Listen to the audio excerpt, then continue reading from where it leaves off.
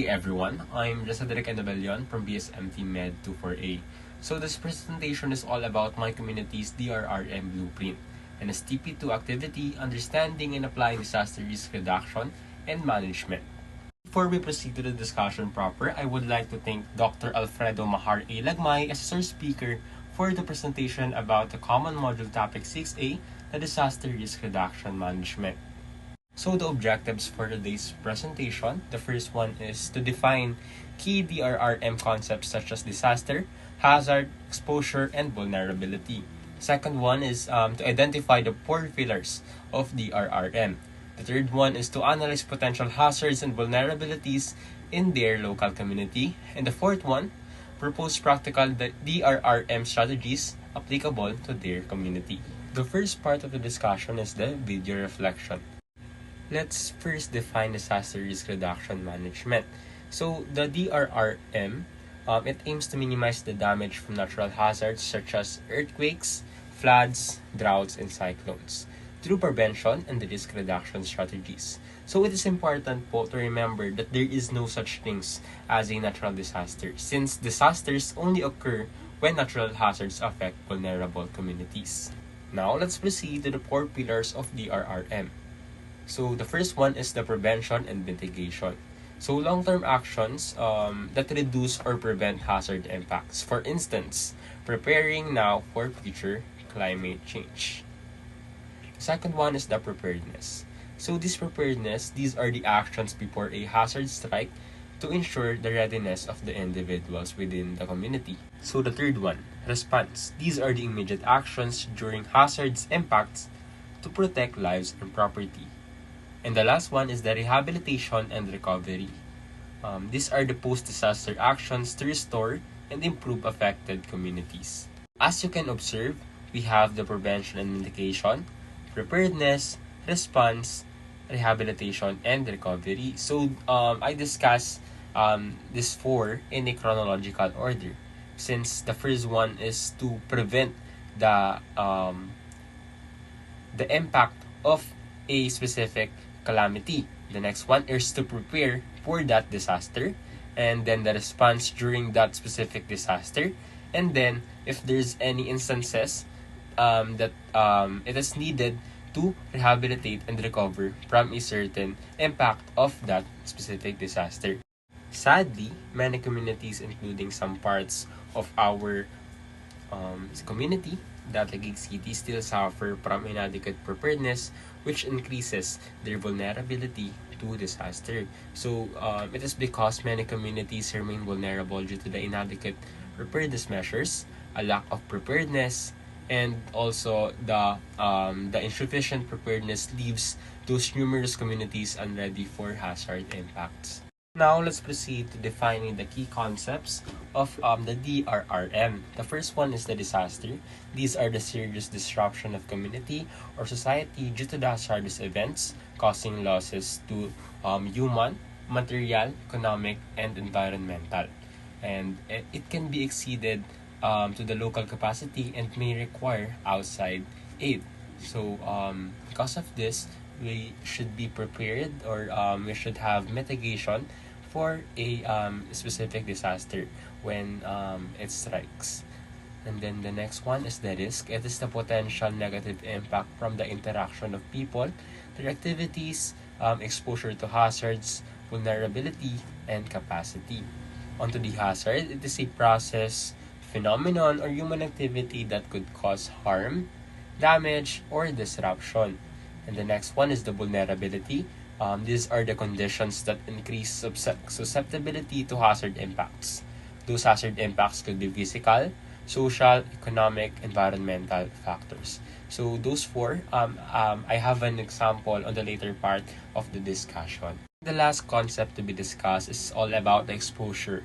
It is the presence of people, assets, or infrastructures in hazard-prone areas, combined with vulnerability and capacity to assess risk levels. As I observe, there is always a misconception about these concepts. So let's pay attention and let's realize the differences of the different concepts I discussed.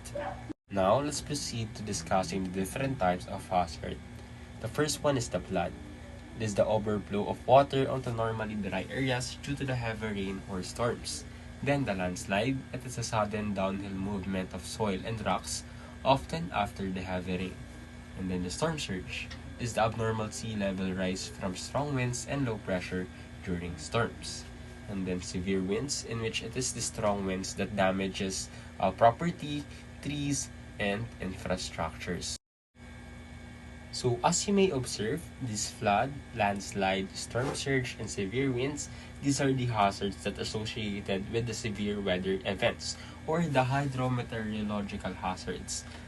It can occur when, for instance, typhoon, habagat, or thunderstorms occur. Now, let's discuss the earthquake hazards. The first one is the ground rupture. It is the visible cracks on the surface from fault movement.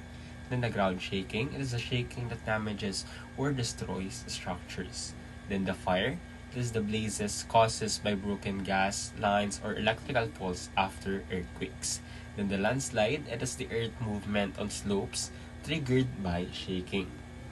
The ground subsidence, the sinking of land after soil destabilization. And then the liquefaction. It is the water saturated soil acting like liquid during tremors. In the tsunami, there can be a huge sea waves caused by the underwater earthquake. So these 7 types of earthquake hazards can poses risks such as structural collapse or massive waves triggered by seismic activities. Now, the volcanic hazards. The first one is the pyroclastic flow. This is a fast, hot avalanche of gas and volcanic material. It is different from the pyroclastic fall. These are the ashfall covering wide areas after eruptions.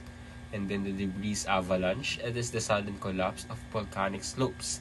And then the lahar. It is the mud flow of volcanic ash mixed with water. Moreover, we have the lava, as it is the ashfall covering wide areas after eruptions. Then the tsunami. Tsunami can still occur in volcanic hazards, not only in earthquakes, but also in the volcanic eruptions. So, tsunami in here, it is the waves triggered by volcanic activity that can displace water. And then the noxious gas, these are the harmful gases like sulfur dioxide that can release during eruptions. As you can observe and as we may all know, earthquake alongside with the volcanic hazards, it is caused by the location of the Philippines, since we are near the Pacific Ring of Fire. And this, to conclude the volcanic hazard, this can devastate communities that are near those volcanic eruptions or those volcanic areas. Now, let's proceed to the community hazard and vulnerability assessment. So now, let's proceed to the hazards. So, I'm currently living at Taguig City. So, the hazards that I think may occur in our community is the first one, the flooding. The second one is the earthquake. And the last one is the fire. So, the first to discuss the flooding. It is a type of hazard in which it is the hydrometeorological. So the reason that the Taguig is partly low-lying and near the Laguna de Bay, that makes it prone to flooding during heavy rains and typhoons. This one is the earthquake. It is a type of geological hazard. So Metro Manila is near West Valley Fault, which passes close to parts of the Taguig, since Taguig lies on the Metro Manila. So the third one is fire. It is a type of a secondary hazard that can be often post earthquake or from the urban density. So what's the reason why I put fire in here? The reason, it is often caused by the urban density, as I said, and it is also because of the poor wiring, or it can be after the post earthquake incidents, as we discussed earlier.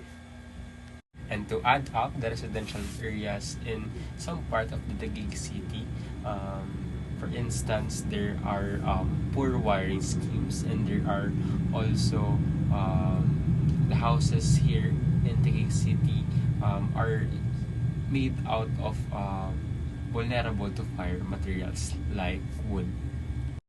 So to discuss the vulnerabilities of the three hazards that I have stated, I divided these different concepts on four.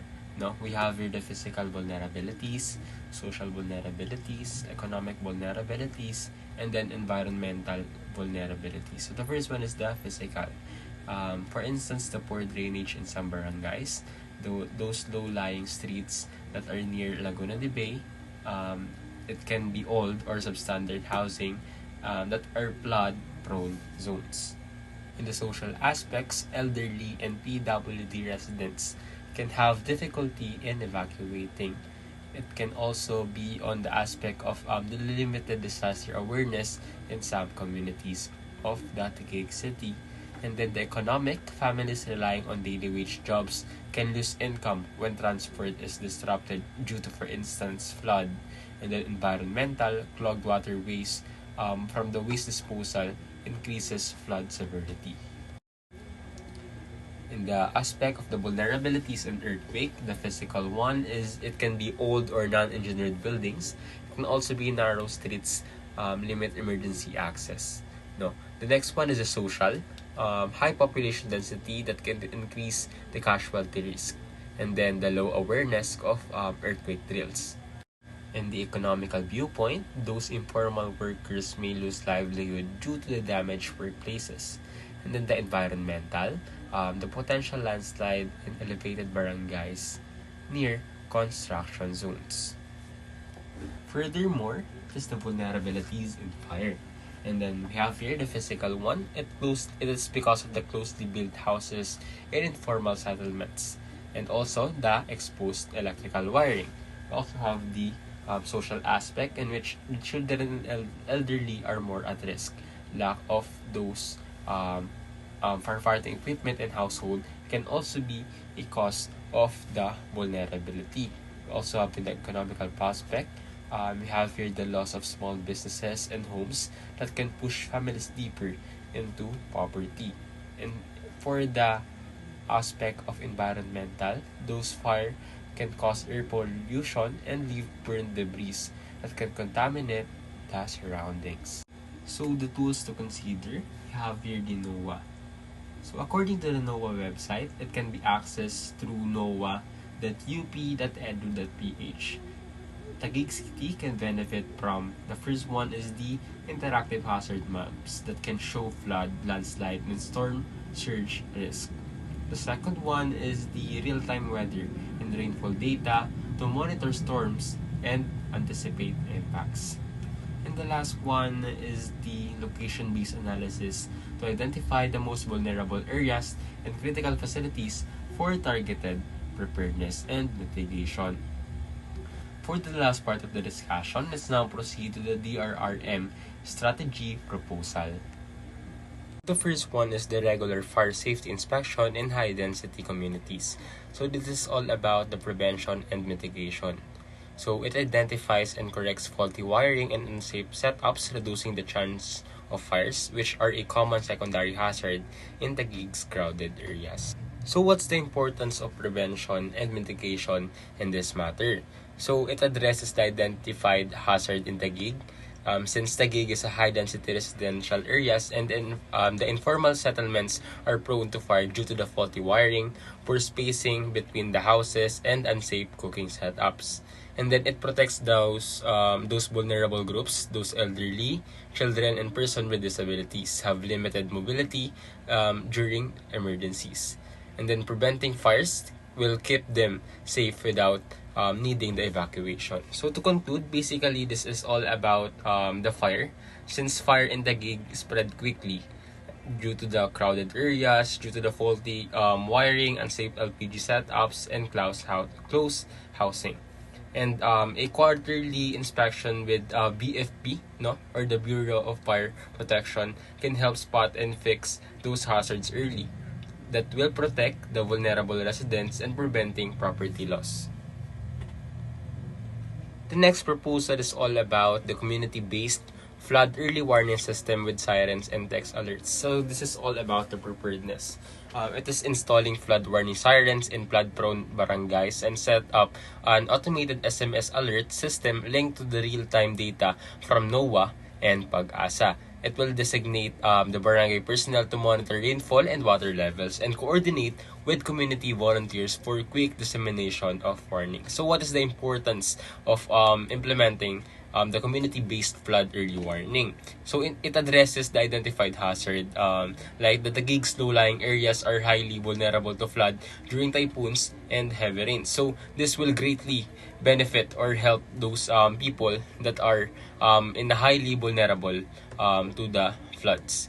And the second importance is that it provides critical lead time. Since early warnings allow residents to move valuables, evacuate safely, and prepare emergency supplies before floodwaters rise.